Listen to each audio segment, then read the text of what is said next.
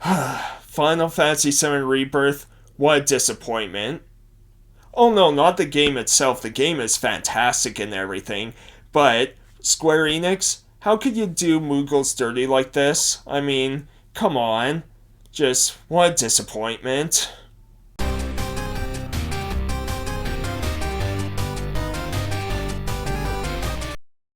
Hey everyone, how's it going? Total Level here with another video talking about a big disappointment here. Me! Wait, no.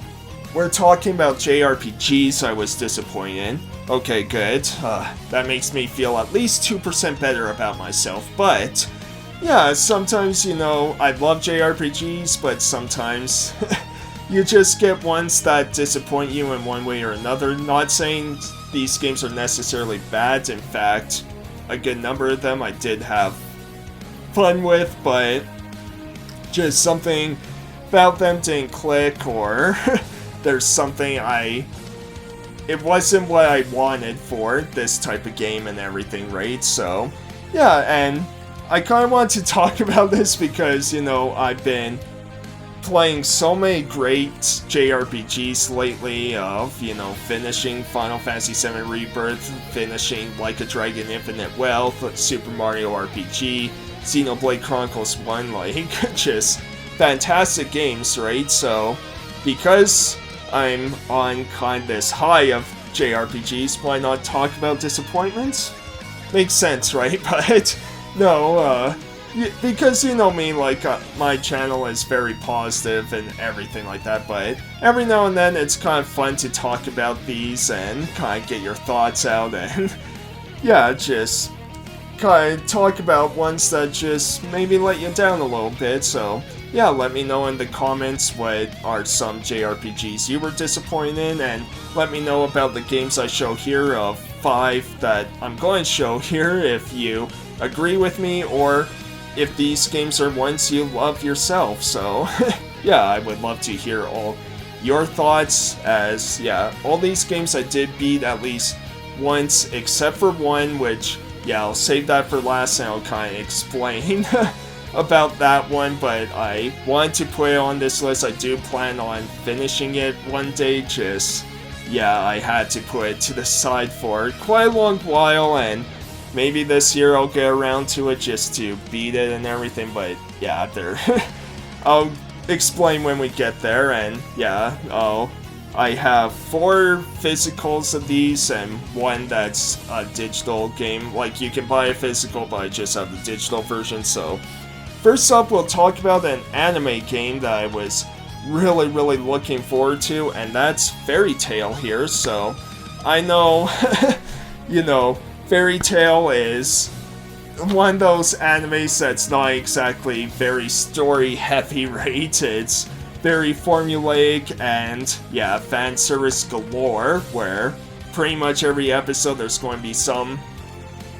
girl in her underwear or whatever, right? But I really like Fairy Tail. It has a lot of fun humor for me that I enjoy, and, the fights are fun too, along with great music, right? So I was really looking forward to the game, as the game takes place after the events of Tenru Island and the S-Class trial that everyone's trying to complete, or a select few wizards, I should say, is trying to complete, and so you come back, you're trying to rebuild Fairy Tail and kind of regain its, fame, to become the #1 guild in Ola Fiore, right? And, man, where do I begin? Because this game is developed by Gust, and, they're best known for the Atelier series, which I do really enjoy that series, especially the Rise trilogy, right? But... anyone who plays the Gust games knows that they do tend to recycle, kind of content of the same quests, monster types are just the same ones, just reskin or whatever. Take that of the Atelier series or other games Gust has done of Blue Reflection and everything, and times it by 2 billion, because, man, Fairy Tail just...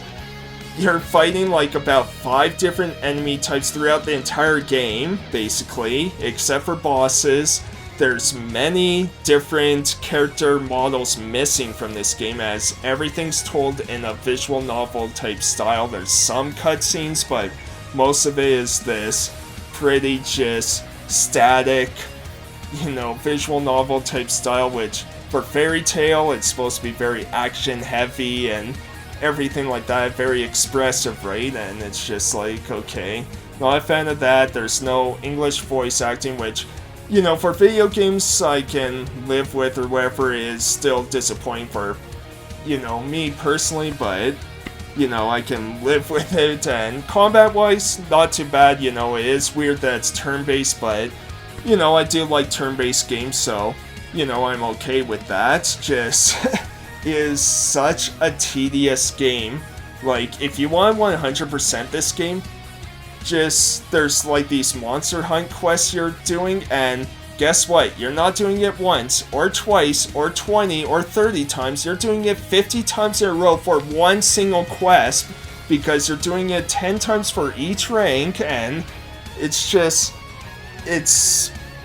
like, I don't know what the budget was, or, if the game was even, like, prioritized at all, but it just feels such like a lazy cash grab, and it's really too bad, because whether you're a fan of Fairy Tail or not, there's so much you could do with the series, really cool mechanics you could do with video games and everything, and the game just is, like, getting through the campaign is okay, it's alright and everything, there's some fun to be had, but it's a very repetitive, tedious, and at a lot of times boring game, because even as you're rebuilding Fairy Tail, like, yes, you're upgrading certain facilities in Fairy Tail, but you're not having any control of it. It's very linear progression, right? And it's just, yeah, it was quite the letdown for me, and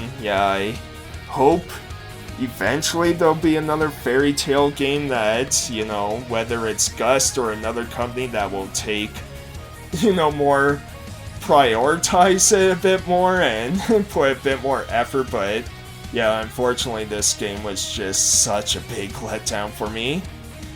And next up we have, the digital game I was talking about, and it's the remake of Secret of Mana. So I love the original Super Nintendo's, version of it, and was really looking forward to this remake, but then, I saw trailers of it, I saw some gameplay, so I held off for quite a while, and then, eventually got it on Steam, and man, it's just, it was quite the disappointment for, such a cool game, right? Because the original Super Nintendo version is pretty clunky at times, but I still enjoy it. There's still a lot of mechanics to be done, and for this remake, like, graphics, it's like, yeah, I would have preferred, that 2D HD style and everything, but it's like, graphically, it's like, okay, whatever, as long as they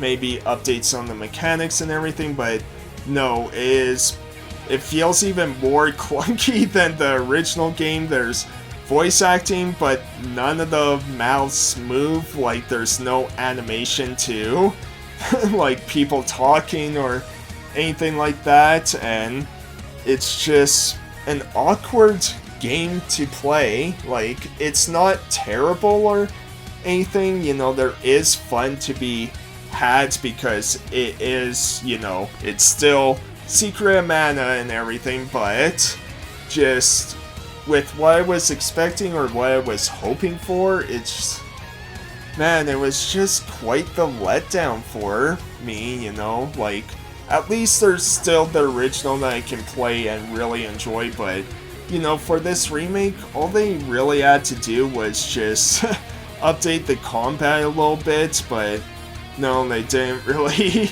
do that, and it's weird as you're going from area to area, and the way it loads, it's like, you really couldn't just fix that part too, of just, quickly going from screen to screen. You still have to load, like, these tiny areas still. It's just, yeah, there was a lot more that could have been done. Again, I'm not saying it's a terrible game or anything.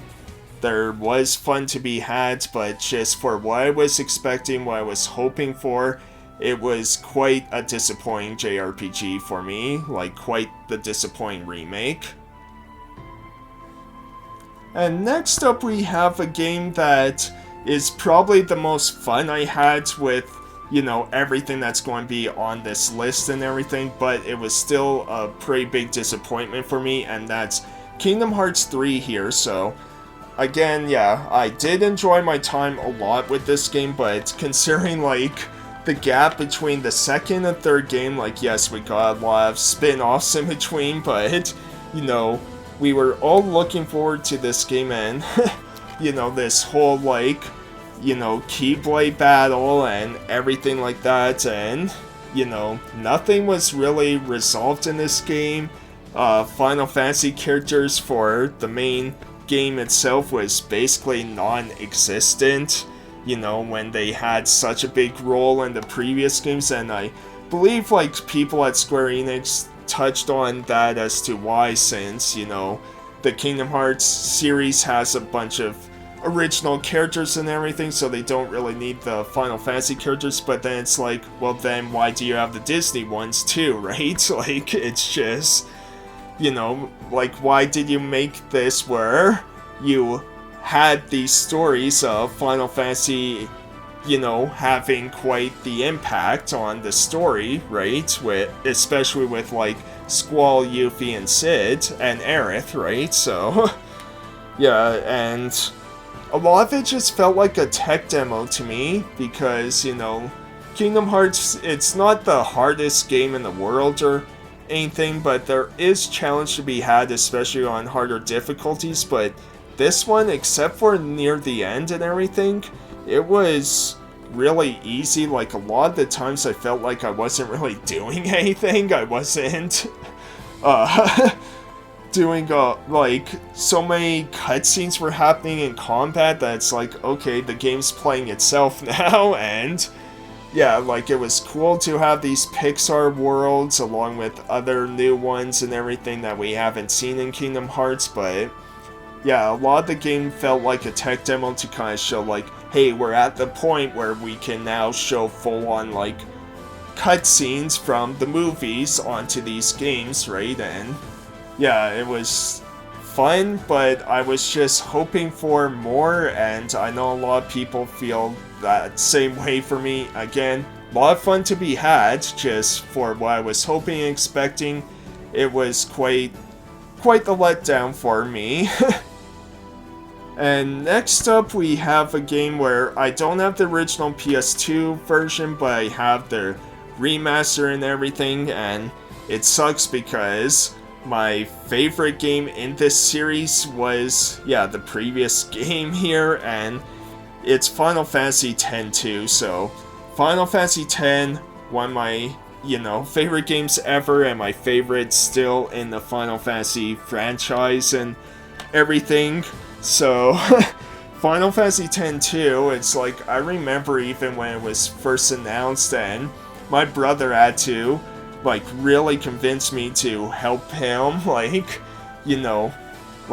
trade in some games and all that to actually get it, because I did not want it based on what was shown, right? But it's get it, and I'm okay, hopefully this will be a lot of fun, and again, not a bad game at all, but it's just for what I was hoping for and expecting and everything like that, it was just it was such a letdown considering how much I love Final Fantasy X, right? Because the big thing with this game is just how silly it is, and I do like silly and all that, but just for the context of the game, it turned Final Fantasy into Charlie's Angels with, group of Yuna, Riku, and new girl Pain, right? And it, as story-wise, not too bad, because, Riku shows Yuna this sphere that looks like Tidus from Final Fantasy X, or should say the first game, right? And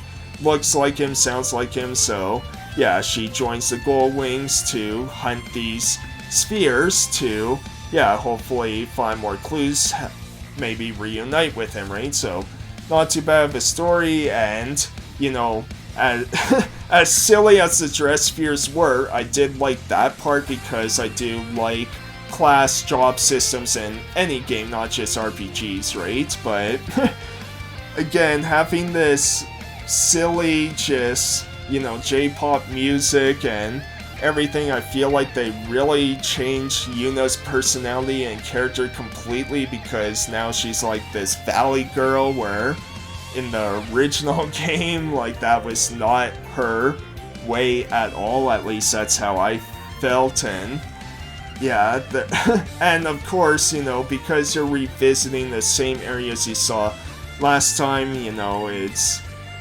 there's not a whole lot of new stuff to look at or explore. Like, they open different areas up in these places you revisit, but yeah, it's just, overall, again, I'm not going to say it's a terrible game, but it's just, for how much I love Final Fantasy X, is one of the most disappointing JRPGs I've played, probably, and yeah, beat. And now for my final game, which is the one that I haven't beat yet, and I love this series. I was so looking forward to this. I pre-ordered it day one, and there were many red flags on this because I think there was like a review embargo where people couldn't put out their reviews until the day it was released, and the way the game was promoted, it's like I should have held off, but I still bought it day one because I really wanted it. And yeah, I put a lot of hours and I had to put it to the side because I just couldn't beat it. And it's Star Ocean Integrity and Faithlessness. So Star Ocean 5 here, as gameplay wise, still a lot of fun, but everything with this game is so watered down. Like, Star Ocean, because Star Ocean is so much about, like, character development, like, in the sense of leveling up and, you know, the bonds you do with each party member and, you know, inventing new items. Like, there's so many skills to upgrade and master and everything like that, but this game waters down everything to, like, nothing, right? Because the big thing this game keeps promoting is, like, you can have 7 players in combat. Okay, good.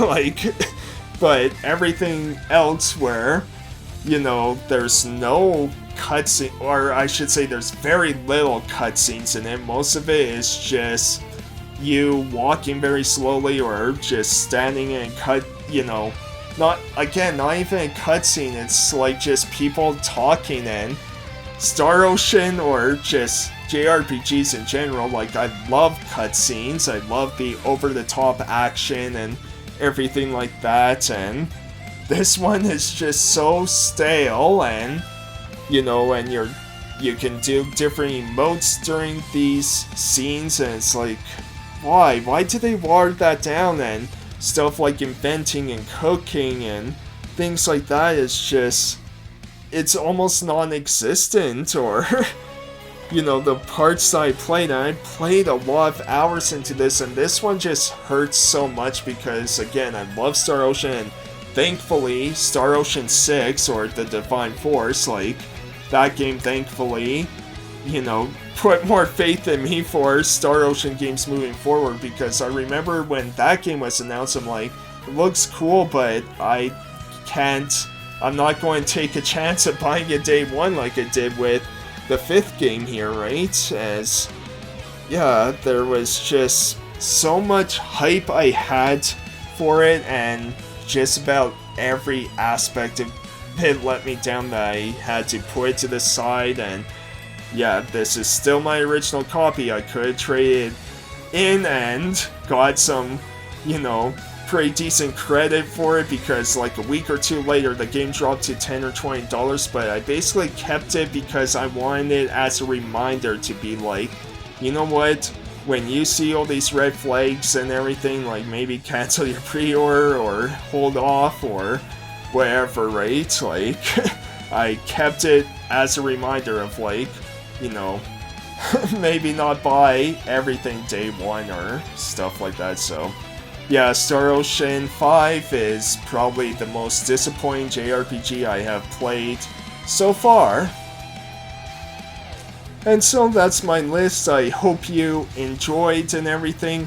Again, I would love to hear all your thoughts and everything like that, as yeah, just want to do this, you know, like, I want, like, every video game, right? I hate when I don't like them, but sometimes that's just the way it is. But yeah, let me know what you think about my list of games here. Do you agree, disagree? Also, yeah, I would love to know if games like Star Ocean 5 you do love and everything, because I love hearing that other side, and I want to hear kind of what I sort of missed, right? Like, what I didn't get about the game itself. So yeah, I would love to hear all your thoughts, and yeah, I hope you enjoyed. I'll see you next time, everyone.